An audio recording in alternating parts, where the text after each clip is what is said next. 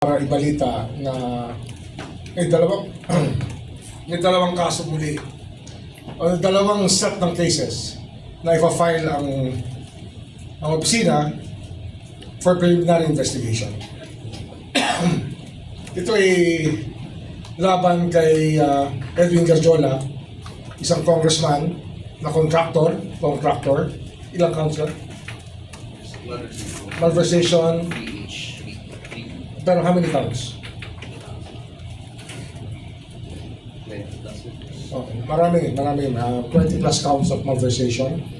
And then, yung sa kabilang banda naman, yung isang kaso ipa-file natin, iba naman ang kanyang tema, ay laban kay Leandro Leviste at kay Senator Loren Legarda. Leandro Leviste and Senator, pati sa nanay niya, kay Senator Loren Legarda. Regarding po. Okay. Regarding po saan, Ombudsman? Yung unang kaso, contractor yon, yung yung mga ginawa niya na self-dealing sa loob ng Kongreso, tsaka yung trabaho na hindi dapat ginagawa ng isang congressman na ginawa niya. Alam na, contractor, di ba? Alam niyo na yan, conflict of interest, GH.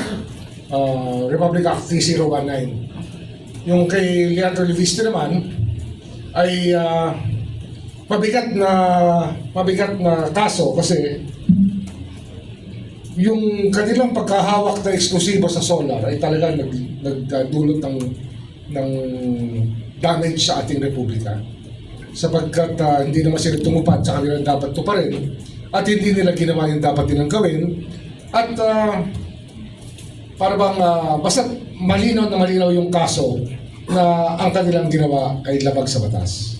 At ang laki nang nawala sa ating mga Pilipino sa pagkakasalansan ng solar empire ni Leviste na ang nangyari naman ay binenta lang. Hindi naman talaga tumupad sa papakuryente ng ating republika.